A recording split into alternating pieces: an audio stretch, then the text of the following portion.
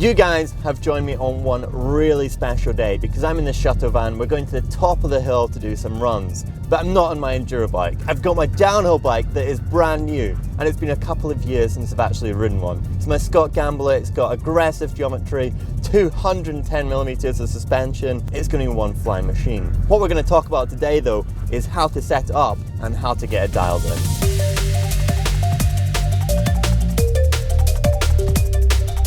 We're up at the top of the trail now and I cannot wait to ride this beast. I've spent quite a bit of time getting it dialed in and set up back home.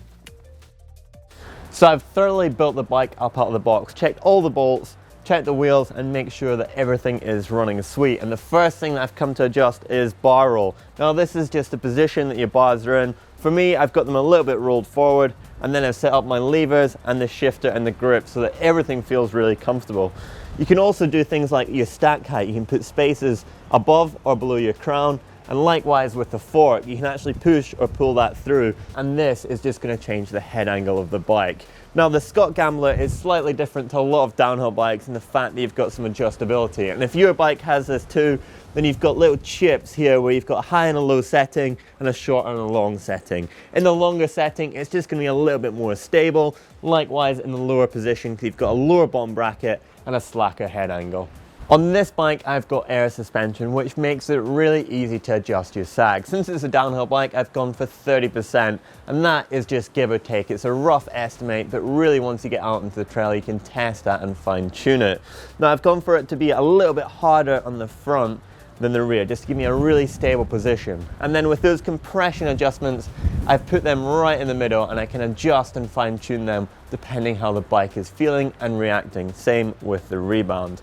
Tire choice comes from Continental and I've got 24 PSI in the front and then 28 PSI in the rear. This rear tire has got a slightly thicker casing than the front, just so that when I'm really plowing through rock gardens, that it's not going to ding out on the rims, and hopefully it'll prevent any punctures.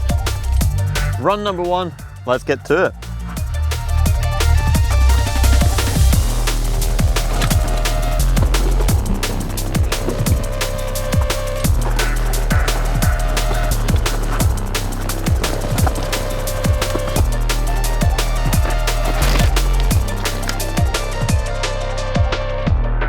So without adjusting anything, drop in and do 3 runs back to back. During these, subconsciously think about how the bike is reacting and working with the terrain.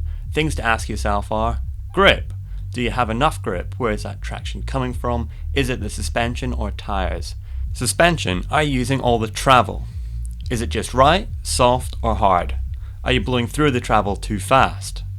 How's the rebound? Is it sticking to the ground or bouncing off? How do you feel the compression is working? Have you got enough support? Consider all of these for both the fork and shock. Tires, have you got grip? Do you feel you could add or remove pressure? Cockpit, do I feel comfortable with my setup and position on the bike?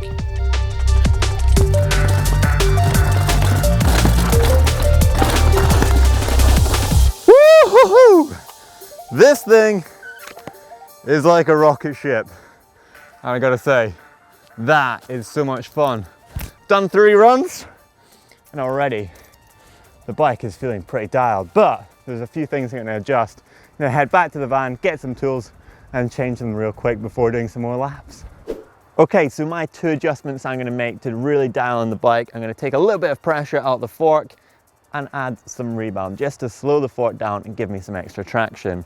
But some of the things that you could adjust if you've not got it quite dialed in is start thinking about the tires. Have you got enough grip? If you don't, then take some pressure out. If you're actually going through the tire too much or it's rolling, then you want to add in some pressure.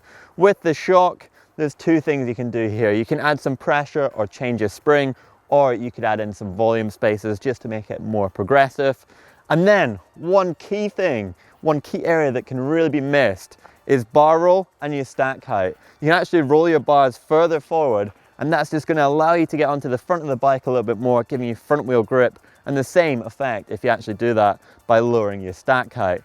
One key point though, just make sure that you adjust your levers back to the perfect position that you like. And I'm going to do those changes, head back on up to the top and do some more runs till I've got my bike perfect. The premise of this is really just to do run after run after run to get the bike absolutely dialed in, and that is exactly what I'm doing. I'm going back up to the top of the hill, and I'm probably going to do 1 or 2, maybe 10 more, we'll have to see. But if you want to watch some more videos from GMBN, then why don't you click right here to subscribe, because by subscribing you'll never miss a video again.